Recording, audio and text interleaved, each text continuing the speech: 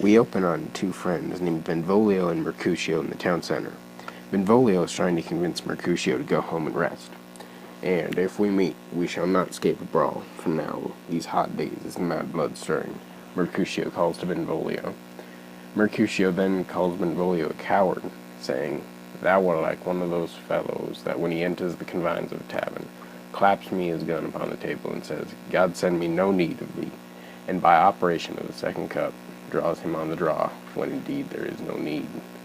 Benvolio then disagrees with Mercutio, to which Mercutio says, "Come, come, thou art as hot as a jack in thy mood as any in America, and is soon moved to be moody, and is soon moody to be moved."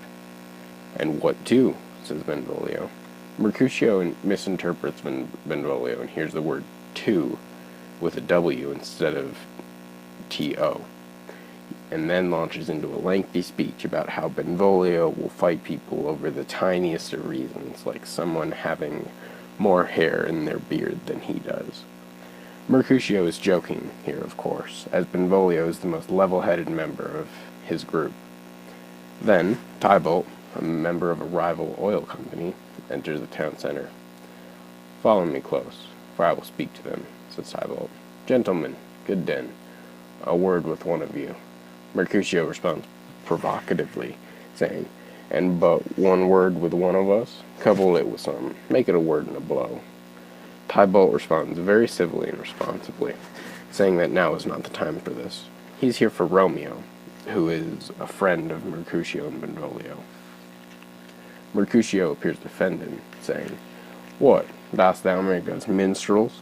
And thou make minstrels of us. Look to hear nothing but discords. Here's my fiddlestick. Here's that shall make you dance. Zounds, consort." Benvolio tries to break up Mercutio and Tybalt, saying, "We talk here in public haunt of men. Either withdraw into some private place, or reason coldly of your grievances, or else depart. Here all eyes gaze on us." Mercutio refuses, saying, "Men's eyes were made to look, and let them gaze. I will not budge for no man's pleasure, I." Then Romeo enters the town center. Tybalt bids the men adieu to go talk to Romeo, but Mercutio tries to stop him by antagonizing him even more. Tybalt tells Romeo, "Romeo, the love I bear thee can afford no better term than this. Thou art a villain." Romeo explains that he is not a villain, and tells Tybalt that he does not know Romeo, if he thinks that. Tybalt challenges Romeo, saying, "Boy, this shall not excuse the injuries thou hast done to me. Therefore, turn and draw." Romeo responds almost wistfully, explaining to Tybalt that he loves Tybalt more than he could ever know, because of his marriage to Juliet. Mercutio again tries to instigate a fight with Tybalt, drawing his gun and saying, "Oh, come, dishonorable, vile submission." Aristoccata carries it away. "Tybalt, you rat catcher, will you walk?" Tybalt asks what Mercutio means, and Mercutio responds with a challenge to a duel. He also insults Tybalt by calling him the King of Cats, because Tybalt is a name usually given to cats. Tybalt accepts the challenge, drawing his gun and saying, "I'm for you." Romeo tries to convince Mercutio to stay calm, but Mercutio turns away and walks 10 paces so they can duel. Romeo asks Benvolio to take their weapons while he physically thrusts himself in between the two to try to stop them from fighting. Tybalt moves around Romeo and shoots Mercutio, fatally wounding him. Mercutio angrily shouts, "I am hurt, a plague of both your houses. I am sped, is he gone and hath nothing?" Benvolio, worried, asks Mercutio if he is hurt. Mercutio explains it is only a scratch, but it is enough to kill him. He then tells his page to bring a surgeon to the scene. Romeo tries to comfort Mercutio by saying, "Courage, man, the hurt cannot be much." Mercutio then launches into much ranting, exclaiming that the feud of the Capulets and Montagues killed him, while also blaming Romeo for putting himself between Mercutio and Tybalt.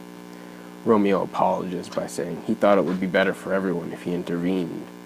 Mercutio asks Benvolio to bring him into a house, where he subsequently dies. During this time, Romeo laments over his friend's death, choking out, This gentleman, the prince's near ally, my very friend, hath got this mortal hurt in my behalf, my reputation stained with Tybalt's slander. Tybalt, that an hour has been my cousin. O sweet Juliet, thy beauty hath made me effeminate, and my temper softened valor's steel. Benvolio then points out Tybalt coming back. Romeo shouts, alive in triumph, and Mercutio slain? Away to the heaven respective lenity, and fire-eyed fury be my conduct now.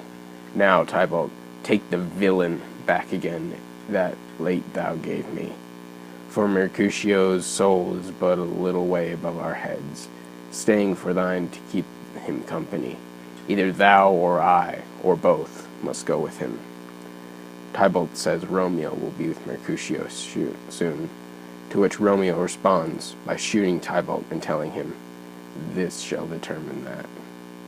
Benvolio tries to convince Romeo to leave, explaining to him that the citizens of the town will be there any minute to examine the scene and find that Romeo has killed Tybalt. Romeo is paralyzed, saying that luck is playing with him in his life. The citizens, upon seeing Tybalt's body, charge Romeo with a crime when the prince arrives. The prince demands to know who started the fight, saying, where are the vile beginners of this fray? Benvolio then explains to him that Tybalt shot Mercutio, and then Romeo shot Tybalt. The prince asks again who began the fight, to which Benvolio responds with a long soliloquy. He says that Romeo tried to talk with Tybalt civilly, and Tybalt killed Mercutio in a cowardly manner, trying to twist the truth in Romeo's favor. He continues along this path, saying that Romeo was only trying to help when Tybalt killed Mercutio and then fled. He then tells the audience he was powerless to stop Romeo and Tybalt ended up dead. Benvolio then swears upon his life this is the truth. The prince asks another question, inquiring, Romeo slew him, he slew Mercutio. Who now the price of his dear blood doth we owe? The prince then explains to the group he has decided to exile Romeo, cursing all of the attendees in the feud between the Montagues and the Capulets. He ends by justifying his decision, saying that mercy towards murderers only creates more murderers.